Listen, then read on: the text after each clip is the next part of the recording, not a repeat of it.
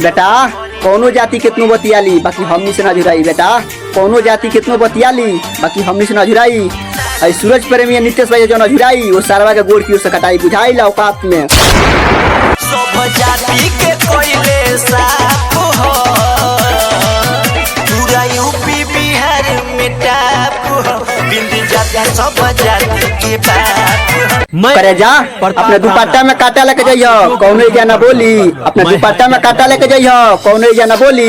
जब भाई यूपी बिहार में दिल जी के लड़का खड़ा बा तो कौन सरवा बोली बुझाई ला औकात में। भइले हमारा बेटे से फौजदारी में भइले ना धरती हम धरनी खाली।